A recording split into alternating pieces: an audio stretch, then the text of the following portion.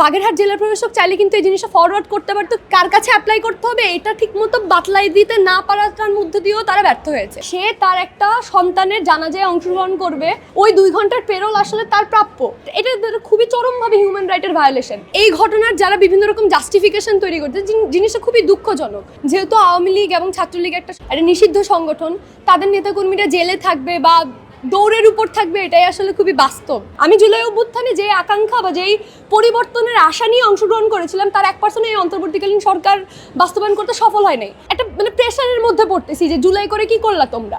একজন বাবা হিসেবে সে তার সন্তানকে প্রথমবারের মতো দেখতেছে, তাও সেটা মৃত অবস্থায় জেলখানার ভেতরে 5 মিনিটের জন্য।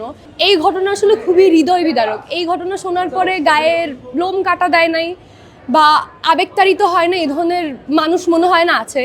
যারা আসলে এই আবেগতাড়িত না হয়ে এই ধরনের নৃশংস ঘটনাকে জাস্টিফাই করার চেষ্টা করতেছে, এটা আসলে রাজনৈতিক অন্ধত্ব থেকে তারা এত বেশি পরিমাণ আসলে কঠোর হয়ে গেছে যে এরকম একটা মর্মস্পর্শী ঘটনা তাদেরকে স্পর্শ করতেছে না।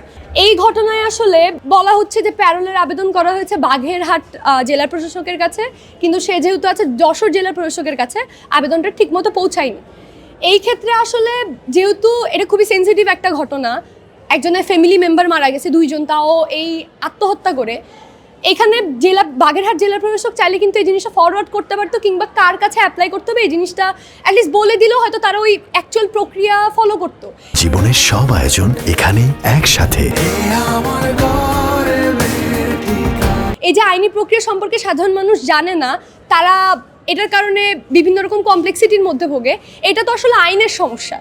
এটা তো ওই তার পরিবারকে আমি এটার জন্য দায়ী করব না।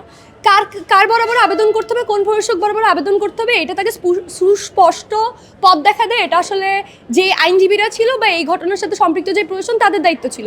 তাহলে তারা যদি প্যারোল দিয়ে না থাকে, তাতেও দায়িত্বে ব্যর্থ হয়েছে। কার কাছে অ্যাপ্লাই করতে হবে এটা ঠিকমতো বাতলাই দিতে না পারার মধ্যে দিয়েও তারা ব্যর্থ হয়েছে। এই ঘটনার যারা বিভিন্ন রকম জাস্টিফিকেশন তৈরি করছে, জিনিসটা খুবই দুঃখজনক। এইরকম একটা জিনিসের সাথে তুলনা করা হইতেছে যে আওয়ামী লীগ আমলও ভিন্ন রাজনৈতিক দলের লোকজনের উপর একই রকমভাবে দমনপীড়ন করা হয়েছে। তার বাবা মারা গেছে, মা মারা গেছে, কিন্তু তাকে লাশ দেখতে আসতে দেওয়া হয় নাই, তারপরে জানাজায় পার্টিসিপেট করতে দেওয়া হয় নাই। ওই একই ঘটনা যদি আসলে জুলাই অভ্যুত্থানের পরবর্তী সময়েও ঘটে, তাহলে অভ্যুত্থানটা আমরা করলাম আসলে কিসের জন্য? আওয়ামী লীগ আমল আমরা দেখছি তারা মুক্তিযুদ্ধের আকাঙ্ক্ষা, মুক্তিযুদ্ধের চেতনা বারবার বুলিয়ে আওড়ায় ওই জিনিসটা কখনো বাস্তবায়ন করে নাই। একই রকমভাবে জুলাইয়ের যে আকাঙ্ক্ষা, জুলাইয়ের যে চেতনা, সেটা আসলে এই অন্তর্বর্তীকালীন সরকার আমার মনে হয় না যে 100% ধারণ করে। আমি জুলাই অভ্যুত্থানে যে আকাঙ্ক্ষা বা যেই পরিবর্তনের আশা নিয়ে অংশগ্রহণ করেছিলাম, তার 1% এই অন্তর্বর্তীকালীন সরকার বাস্তবায়ন করতে সফল হয় নাই। তার মানে এই না যে আমার আকাঙ্ক্ষা ভুল বা আমার চেতনা ভুল। এখন এইটার মধ্যে দিয়ে আসলে এই অন্তর্বর্তীকালীন সরকার যখনই ব্যর্থ হইতেছে, যখনই তারা এই ধরনের পাশবিক বা অমানবিক কোনো কাজ করতেছে, সেটার মধ্যে দিয়ে আমরা যারা জুলাই অভ্যুত্থানে অংশগ্রহণ করেছিলাম, তারা আসলে বিভিন্ন রকমভাবে একটা প্রেশারের মধ্যে পড়তেছি যে জুলাই করে কি করলা তোমরা। তো এইটার মধ্যে দিয়ে আসলে শুধু অন্তর্বর্তীকালীন সরকার ব্যর্থ হয়ে বারবার আওয়ামী লীগকে একটা ফ্লোর দিতেছে। এই ঘটনাগুলো তারা যেইভাবে ঘটনাটা তো আসলেই অমানবিক। সেটা আওয়ামী লীগের সাথে ঘটলে সেটা কম অমানবিক হয়ে যায় না।